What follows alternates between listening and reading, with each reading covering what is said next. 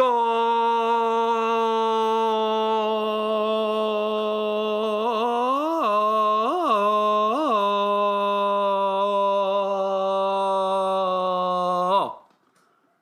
But not by Qatar.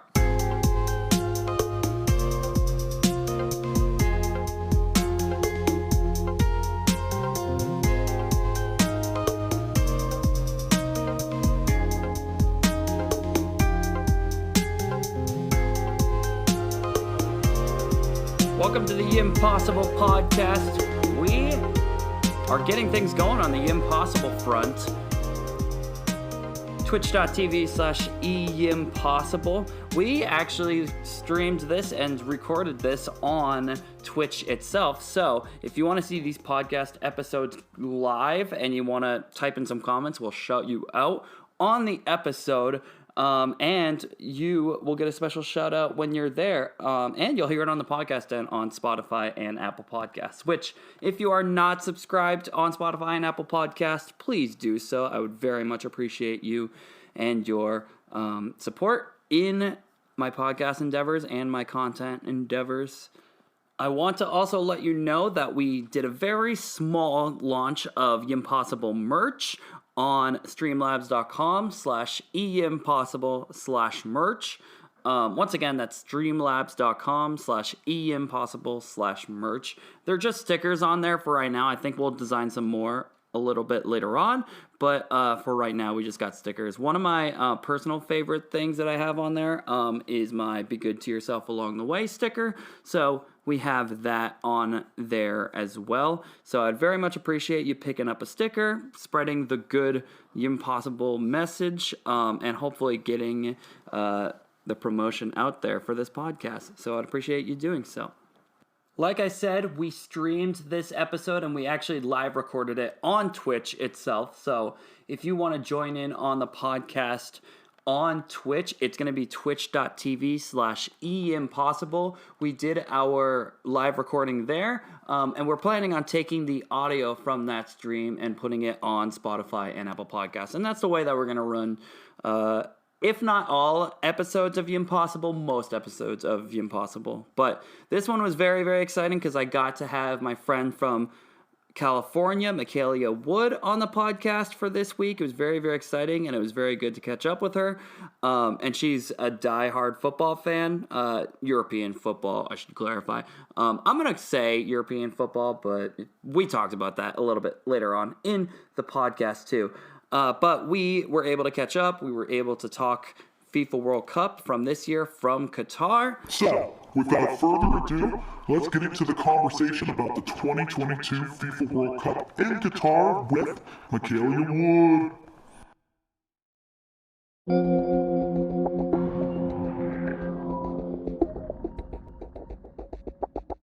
With me on the other side of the United States right now. And I'd like to welcome in the one, the only Mikalia Wood. Let's get her in here. Let's see if we can put her on real quick. Sometimes we're also trying some things too with links and different type of podcast tools as well. All right, cool. She's in here. Hi, Mikalia. Hi. Cool. How is it going? So, we have Mikalia, and what's really funny is that Mikalia is on the other side of the world. I think it's like 11 o'clock where you are right now. It is. 11 a.m. She's not on the other side of the world, she's just on the other side of the states. Yeah. Because you're still in California, though, right? I am. Okay, cool. So she's in California. I'm in Maine, so we're on the complete opposite ends of the United States right now. So it's awesome that we are able to do this. I'm on break, she's on break, so it's really awesome. So just to ask Mikalia, we're going to talk about the World Cup. I want to know where your loyalties are. I know, but our listeners and our viewers might not. So where are your World Cup loyalties in terms of national teams? My loyalties are with England through and through. I grew up there. It's in my blood. I'm an English transplant. So, yeah, end of the day, it's England all the way. Yeah. Where are you from? Unfortunately. Where are you from from England again? I don't remember. London. Oh, you are from London. Okay, cool. I am from London, yeah. Yes. Do you have any specific favorite players on England? I know there's the big name Harry Kane. You Sterling have was to love on there Harry for a bit. Kane. Yeah, I mean, I've always had my issues with Sterling. I always think he gets way too much play time in the World Cup games. Not that he's not a phenomenal player. It's just he doesn't pull through for England like I think they expect him to. And I'm a Rashford ride or die. Like I love that man, and I always get so upset. They never pull him in until the last what 5 minutes. He's always doing something crazy. I mean, they put him in a little bit more Yeah, in the for last couple sure. games, but Um, I love. yeah, I would say yeah. I mean, he and Harry Kane make a good front, but I was saying to Mikalia and for all the Twitch users and listeners, I was saying during the England and France game that whoever won Mm, that game was going to be going to the finals. I honestly thought that they might be winning the whole thing, but Argentina proved me wrong. So speaking of Qatar, it was in Qatar this year. How much do you know about the issues that were surrounding this World Cup location? enough to know that it was a horrible idea from the beginning. You know, I Yeah. mean, there's so many different issues that we could cover on Qatar in general. So it was a bit, it kind of had, I think, made a little bit of a dark cloud Hmm. over the World Cup this year, just because there was so much backlash going on between what FIFA ultimately decided to do. And I think we all know at this point how corrupt of an organization FIFA is. For So sure. it really kind of showed it. I think it was like really on the forefront this year and Hmm. kind of opened people's eyes to be like, oh, maybe, Yeah. Well, maybe we need to do something else yeah. here. Well, even just on a baseline, just kind of like very superficial basis, like why have it in Qatar anyways? There's like maybe I don't know personally how many athletes from Qatar there are in all the leagues, but I will say that Probably none. there's probably like a few, but I don't know of any names that pop out to me. But like Qatar literally were the first team to get knocked out. That shows Hmm. how not adequate they were to really be up against the rest of the competition. Oh, they had no business being Yeah. there at all. Well, they were the Yeah. first ones too. Yeah, I don't know. Hmm. But it was Yeah. it's just that's the baseline pretty much. And then the whole other issues. FIFA, the president Gianni Infantino, his response to all the stuff that were like all the things that the players were planning with the One Love Hmm. wristband and everything was Hmm. horrible. It was so bad. Yeah. I mean, Qatar is famous now for their kind of like draconian anti-gay laws, Hmm. right? So, I mean, none of that surprises me, and all of it happens because of bribery anyway. Hmm. So, FIFA's going to do whatever they can to stand up to whatever they offered Qatar or whatever Qatar is offering them, Yeah. and they kind of have to take that, and run with it. So, I wasn't surprised. I mean, Yeah. it's unfortunate, isn't it? But well, horrific. One Mm. might I say. mean, it was So, stupid the way that it was handled on a competition level too, because they literally were gonna hand out fines and yellow cards if any of the players stepped on the field with one of those One Love bracelets. Like it's mhm. like wristbands, armbands. That's literally all there was to it, and they literally just were like, "Oh, we're gonna yellow card you, we're gonna fine you, we're gonna do all these other things," and so they were literally like.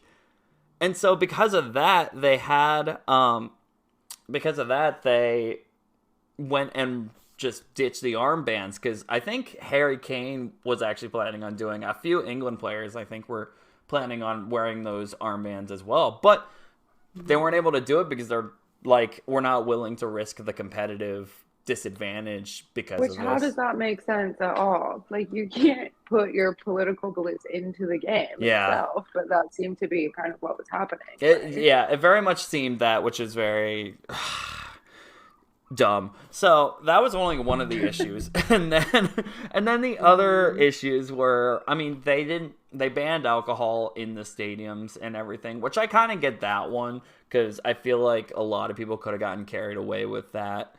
I get it. It's a little bit iffy, but I kind of get why they did that. That wasn't the biggest of my problems with it. It just kind of was like, okay, that's a choice. Well, yeah, and take into consideration that, you know, Budweiser is one of their biggest. Oh, I forgot that they were a sponsor. Yeah, I forgot about that. Yeah, and then that, you know, that happened in the Brazil World Cup too, where they're not allowed to drink in stadiums because, you know, people were dying, and they convinced them to create a whole new law to be like, it's okay when it's the World Cup. Like, we don't care about the people. We just need people to drink our beer that sponsors us. Yeah. So, and the only way that we're work this time. Yeah, the only ways that they were able to consume alcohol was they had to do it off premises and like at hotels. There were like specific places, but they couldn't do it in the stadium, which is really weird, but that's the way that they handled it. It wasn't the biggest of my problems. The biggest of my problems was the LGBTQ plus response. There were labor issues too. I don't know if you heard about all those labor issues with creating all the stadiums. Oh yeah. I mean, Qatar already has a horrific human rights record, right? And it's kind of, they're known for their gross violations of human rights. So, I mean, and we actually, I don't think we know exactly. I think 400 to 600 deaths were confirmed, right? Something like that. They tried to say it was something like 3, but it's like, if you're thinking about it, they're building these insane stadiums in 124 degree weather, in horrible living conditions. Like, it's awful. It's so awful. And then it's modern day slavery, right? So having that be the host, I think that was the biggest part of that dark cloud for me. It was just like, how the foundation of these insane stadiums. Yeah, and yeah, they didn't even have the stadiums ready. The stadiums weren't even there. Like, nothing was ready. Nothing was ready, so they literally had to like absolutely grind to get those stadiums done. And then what happens? A few people tragically pass away because there's so many problems with labor. And I didn't get it. I didn't get it whatsoever, but that's the way that it was ran. And so, like, already dark cloud over Qatar. The games themselves were pretty wild. So why don't we talk about that? I want to know, because I don't know. On a lighter note.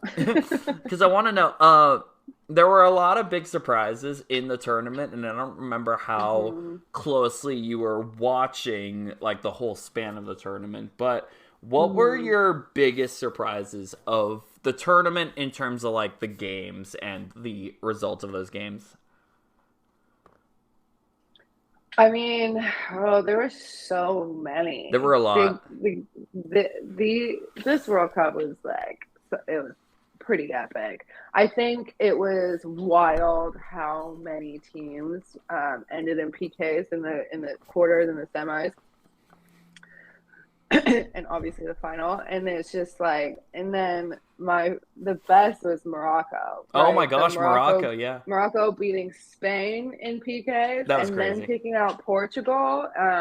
Portugal is probably one of my least favorite teams, so that was arguably so satisfying for me. And just like for an African team to get that far, that was absolutely, it was cool. Epic. I've honestly been surprised that there haven't been any more African teams that have made it that far. Honestly, like I would have thought that there would have been more, but I guess not.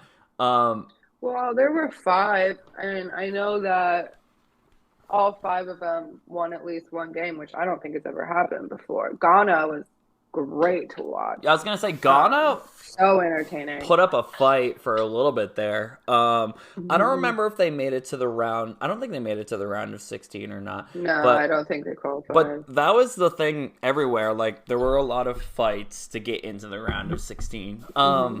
I honestly didn't think the USA was going to make it into the round of 16. Like, I truly did not think so. No, I know. And I have such a hard time rooting for the US. I do too. What's your reason I for... always have. What's your reason for having a hard time with them? It's just not... Soccer, football is just... It's such a huge deal everywhere else in the world, right? And it's like the sport, and everybody gets it. And then here, it's just like, we have football, and we have basketball, and we have baseball, and it's like, you don't deserve to have soccer too. Yeah.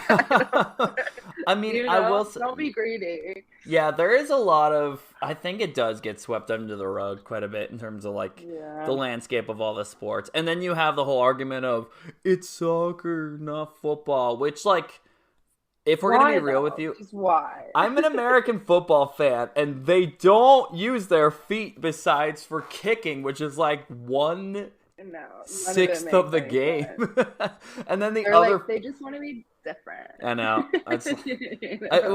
It makes no sense to me too either, and I'm a big football fan too, obviously. Obviously. I did know that. But I just like it's weird to me too. But I will say it is harder for the U.S. men's national team for me to root for as well. But women. Oh, the women are fighters. We're gonna get to that later. I love them so much. Morocco making it to the semifinals was surprising for me. I didn't think they were gonna beat Spain. No, I didn't. And Germany, a great moment for me was Germany not qualifying. Oh my gosh, I forgot that Germany didn't qualify. I think they lost to Japan. I think that was what it was. I was loving Japan. You know that. I was texting you every single time. Yes, for sure. That was the other thing. I was actually telling my students this and other people this as well. I was like, there might not be any Asian countries that make it into the round of 16. And I was like checking frequently. I was like, I need there to be one Asian country. I don't care who it is. I want one Asian country. And not only that, but 2 made it in. So I was very stoked about it. I know. That was really exciting. We all root for an underdog, right? Yes, for sure. I definitely knew that South Korea was not winning out of the round, though. I think they played Brazil, and they got absolutely rocked. Well, again, Japan was doing great. Yes. And then they lost on PKs, too. And it's just like, I think Croatia had at least 3 games that they went to PKs, right? I think so. I mean, what are the chances? Well, Brazil knocked them out. Yes. Japan knocked them out. And then... Japan and Croatia. I don't think they went to the last. Japan and Croatia went to penalties, which is even crazier. That's what I'm saying. It's wild. Oh my gosh, I know. And that's when you have luck on your side. You know what I mean? I know. So that doesn't take away from any of the skill. Oh my god, whatsoever. Portugal, Switzerland. Oh, what a bad game. Yeah, that was rough. 6-1. That was really rough. Wasn't Ronaldo benched for that game? I actually think he was. Yeah. Which that's another thing that surprised me too. So salty about it. Oh Ronaldo is one of the name players for not only Portugal but like the entire world. To the fact that he got benched and put in as a sub. Going through all of that exit stuff from. Who was he playing? I don't remember who he was playing. He was Man U, right? And then I think they had that amicable exit in the middle of it. I don't know what was going on. Yeah, I don't know. He like beefed with the manager, and the manager's like, "We're benching you," and he was like beefing about it. Which it was weird. Was It he was a arguing? weird. He was basically like, I don't have respect for this manager. I don't have respect for this team. And they're like, okay. We're gonna But bench isn't you. he signing with like Saudi Arabia for like $500,000 a week now or something crazy? Yeah, and he's probably gonna retire without a World Cup. And like Portugal, like Good. well, Portugal, I've never really been threatened by Portugal. Like that isn't one of the teams that I've been like. They're an all right team, and they usually make it like a good ways. But I've never been like, oh, this team's gonna like go to the finals any other time. Like the teams that scare me are England, Croatia, France, Argentina. Like those are the big teams that scare me. Yeah. But yeah, no, I was stoked. I don't know. I feel like England has always had. There's certain teams that where the Brits are bred to hate, right? So Yes. like Portugal is one of them, Argentina is one of them, and Italy is one of them. And so Italy didn't even qualify I'm this year. probably very biased. I was surprised. That made me. That was the happiest. I mean, I was such. With the fact that Italy didn't make I it. was just, well, yeah, because losing to them and wasn't it PKs again? Oh my is a gosh, Euro, I forgot about and that. just like, I just think Italy is they play dirty. They flop around like little fish. You know what I mean? So there were a that few really floppers this year. hurts me. Not too much. But Oh my god, there always is. There right? always is. It always is. There always is. The game that made me feel super, super anxious was actually and like there were quite a few anxiety inducing games, but not Qatar. It was the United States and Iran was very intense. Like you could tell they were both playing for something. They were like, it basically was like whoever wins that goes into the round of 16. And so you could actually like see it. There was a lot of energy from that. Like you could tell that they were playing with like win or go home type mentality. Yeah, I only caught the last 5 minutes of that game because it was playing at the same time as England-Wales. Yes. But the last 5 minutes was wild. Oh my god, the last 5, yeah, it literally was, because it literally was like they were fighting each other as much as you can fight without getting red carded or yellow carded. That kind of pressure, Yeah, so they got that in there. What was the other surprising thing for me? Honestly, Argentina losing to Saudi Arabia, I was like, it's over. It's over. That was like the second round day. of 16, some crazy stuff was happening. Crazy stuff. Like where it's like they should never ever have lost these games. Saudi Arabia, like come on. Well, in my opinion, Argentina is a very mediocre team. Obviously they won, but like why did they win? You know what I mean? It wasn't because of the team as a whole, it's because they have Messi on their side. Honestly, and I stand by that. I don't think that the team without him is anything special at all. Messi improved his penalty kicks, which is good. Like in past competitions, they've like nominated him to take penalty kicks, and he's like missed them every single time I've seen him in like critical situations. So the fact that he didn't mess it up a whole lot this time was good.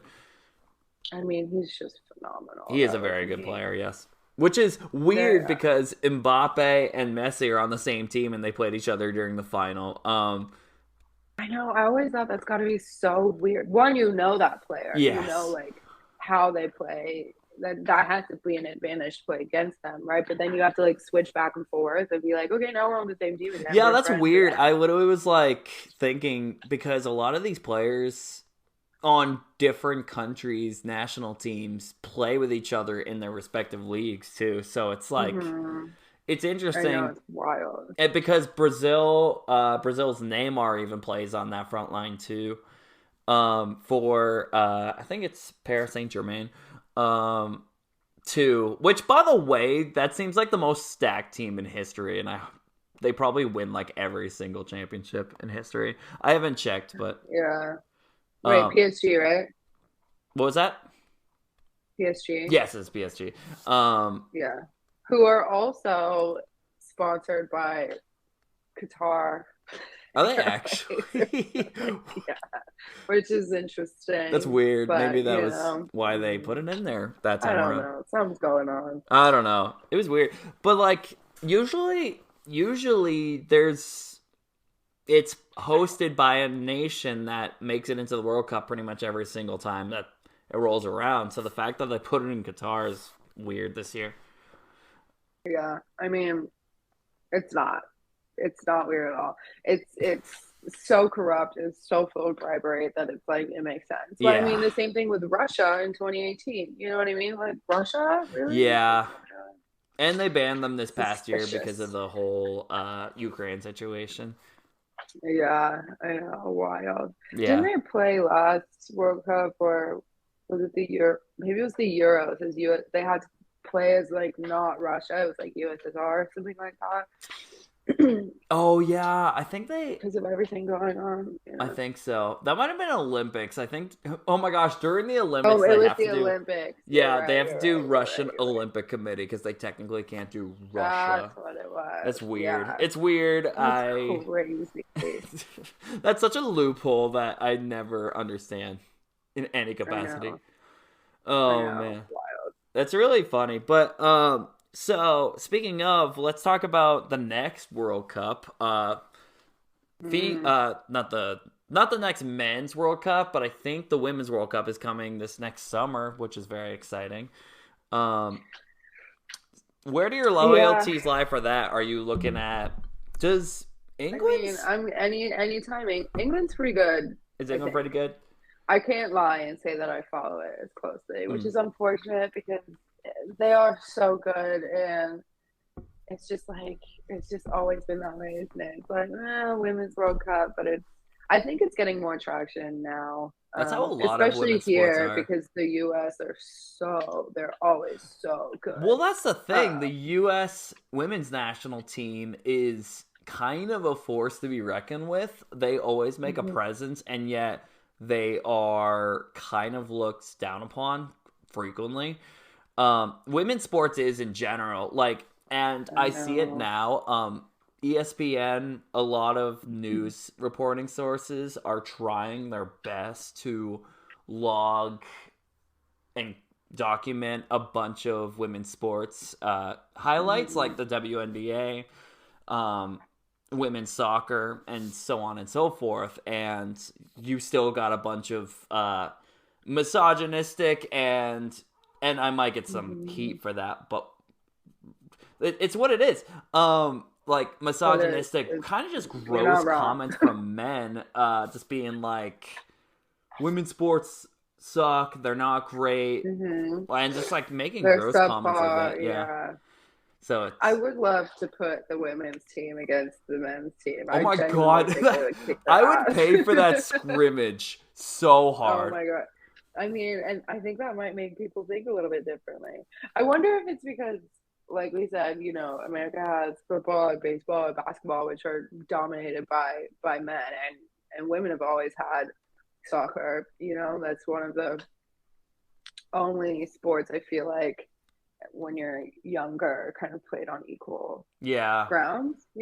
I wonder if that has something to do with why I'm like okay rooting for the US women's team and not so much for the US men's team because I'm like you don't have everything like they do. Like you deserve I this. know.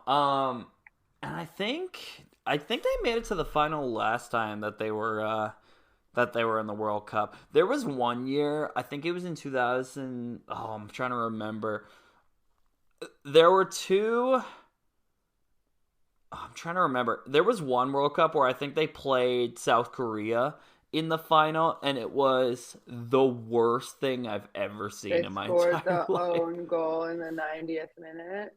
Well, That game. was it that one? I think that was one I of thought them. that was England Japan. That might be what it Maybe was. I might be tripping though. Yeah, you might be right. But I do remember that was devastating. Oh my I can't. gosh. That woman probably didn't sleep for a year. Oh my god, no kidding. Yeah. Just Um, replaying that moment over and over again. Oh, that was what it was. United States and Japan in 2015. It So we were was both half right. 5-2. It was 5-2. No, well then, what am I thinking I of? think you're thinking of. I'm trying to check. You might be thinking. There was one final where the women, either England or America, lost in the 90th minute because of an own goal, and it was just Yeah, horrifying. Women's World Cup. I'm gonna look it up real quick. Women's World Cup final own goal. What was it? Oh my gosh. Oh, it was England. It was England Japan. It was England Japan. They were 1-1. Yeah, That was in 2015. that was a heartbreaking moment. Was it England that got scored on, or was it England that did the own goal? England scored the own goal. Oh, they were 1-1, and it was literally, I think, the 90th minute. Oh, that's horrid. That's horrible. I know. You're never gonna forget that. I mean, I've always been a fan of Alex Morgan and Megan Rapinoe, and they've always supported the right issues such as women's rights, equal pay, and whatnot. So I've always been a fan of them. Not to mention that they're good soccer players too. So it's always nice that they can like back up their beliefs with play as well. So it's very, very good. Cool. So yeah, I'm very, very excited about the Women's World Cup, but I think I might watch this one. Yeah, I will, and we'll have time to, because it's gonna be in the summertime, so there's gonna be a lot of time to be able to watch it. But what's weird is that usually the World Cups are always in the summertime, and this one was in the fall time.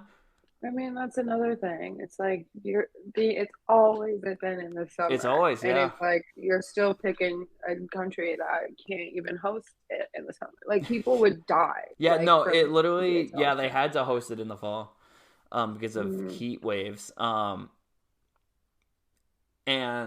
it's like, what was it? Oh, yeah, because I read somewhere that if they tried to do it during the summertime, they would have had to play through like over 107-degree weather, and now it's like it gets up to the 120s. Yeah, and now out there in the summer. Yeah, in the fall time now imagine? Oh my god, it'd be horrible. In the fall time, it's apparently like 85 degrees ranging, which is still bad, but it's not as still hot. Yeah, I know, but doable, I guess. Doable, yeah. But that's the weird thing too. And so I'm usually used to it during the summertime. But what's really cool about this World Cup is that on the like teacher front, I got to talk to my kids about it quite a bit about it, where I wasn't able to do that during the summertime a whole lot. And so I used it as a good like learning opportunity when it came to music and a bunch of other teaching moments too. So that was the cool thing that came from it. Yeah, that is cool. Did you get to watch it while you were at school? There were a lot of classrooms that watched it. Like I went into classroom one time, and they literally were watching it like as they were packing up. They like put it on the screen and everything. It was cool, which is really cool. I had like it that never in happened. like the corner of my screen at work the entire time. Oh my gosh, yeah. It was on my phone, which is good. It was on my phone. All right, cool. Well, thank you, Mikalia, for joining us. Thank you, thanks for having me, folks on the Twitch end. Remember that we have merch on sale. It's a small merch thing, but there are stickers there. Make sure you subscribe on Spotify and Apple Podcasts, because that's where they're available. And we will be back. We won't be back. Mikalia might not be back, but I'll be back to Twitch stream. She might be back. You know, you never know. But thank you, Mikalia, for joining us. Everyone on the podcast end, be good to yourselves along the way. And everyone on the Twitch stream, I will see you folks the next time I jump on a stream. Bye.